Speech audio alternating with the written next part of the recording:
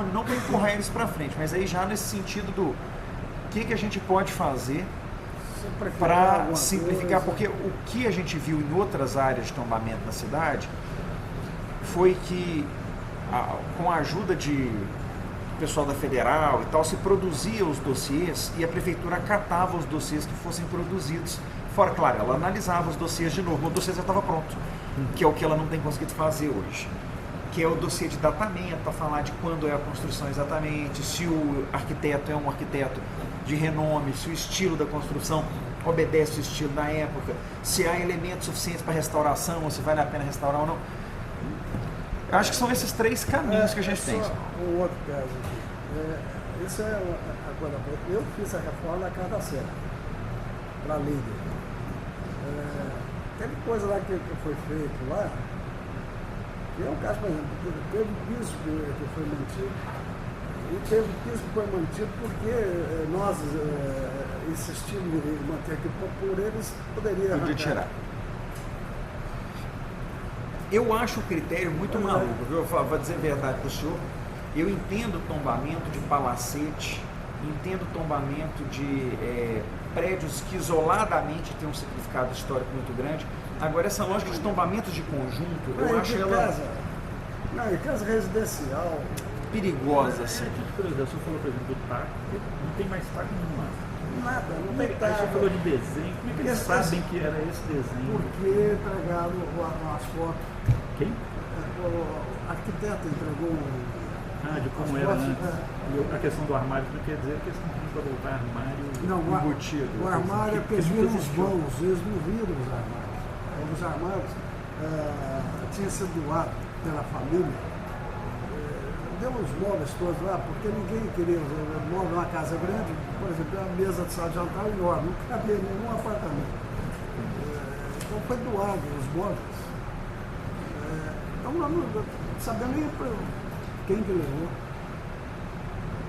Então, eles viram como eles permitiram tirar algumas alvenarias internas, isso inclusive está no parecer deles, foi tirado as alvenarias, colocaram as vigas metálicas. Então eles supunham que tinha alguns armários lá. Eu vi, talvez uma foto antiga. Agora, como é que vai reconstituir uma coisa dessa? É o cara, por exemplo, fazer o que foi feito lá na Casa da Serra, deixar, que eles pedem, deixar demarcado onde tinha alvenaria. Isso é possível. Depois fazer, só pôr um piso diferente. Né? Lá na casa que eu cresci na fazenda, a gente fez isso. A gente derrubou as paredes todas, mas se você andasse, você ia percebendo onde você estava, porque era marcado no chão. Assim. Isso é possível fazer, porque o pessoal fez lá para colocar mármore, granito, não sei. Eu acho engraçado porque, assim, público é fachada, né? A parte interna da casa é do interesse dele. Mas até por isso que existe tombamento de fachada também só, né? Em alguns casos. Mas isso depende do que eu estou te falando, depende da classificação do tombamento. Ou seja, a gente só vai saber qual é a extensão do tombamento depois que tombar, tem que tombar. É engraçado que eles tiveram esse nível de exigência dentro da casa onde o banheiro, manter as louças. Você não lembra que contaram pra gente que tem uma casa que está com um problema que não consegue desentupir uma tubulação, que a tubulação rachou? E não pode trocar a tubulação porque de um lado e do outro tem uma cerâmica instalada que não pode ser mexida. Então, assim, você teve que fechar aquela pia, não tem jeito, é um banheiro que não tem jeito de ter pia. O projeto elétrico, por exemplo, dependendo do que for ser instalado lá, você tem que mudar totalmente. O projeto lá que tem lá, os eletrodutos que tem lá, não cabe não fazer umas, lá, por exemplo, fazer uma clínica. Não, está na hora. Eu vou. Raul, aqui. Vamos lá, só para a gente. Respondendo aquela pergunta que o senhor fez concretamente, o senhor pode construir, mesmo nessa situação que o senhor está, o senhor só tem que fazer 3 licenciamentos nesse momento para poder construir. Licenciamento na cultura e atender às regras de licenciamento da ADE e do plano diretor. Se não tombar, o senhor fica livre do licenciamento da cultura, continua tendo que atender a ADE, que basicamente vai falar de afastamento e de altura, e do plano diretor, que vai limitar o coeficiente de aproveitamento a 1. Se for tombado de uma forma que não possa se construir mais nada, por exemplo, se os jardins forem tombados, também é possível. O jardim na frente da... Mas pode tombar o de trás também. O que tem atrás? Essa área que o senhor tinha, lá assim, tinha uma área cimentada, tinha canteiros e um galinheiro. Talvez eles não queiram tombar o galinheiro. Mas será que eles fizeram um cimentado lá e deixaram os canteiros laterais. Então pronto. Então eles querem que voltem as áreas frutíferas, que não tem problema. Talvez o senhor não tenha problema lá atrás, porque há um risco de tombamento integral dos jardins. Então, talvez esse risco o senhor não corra. Então,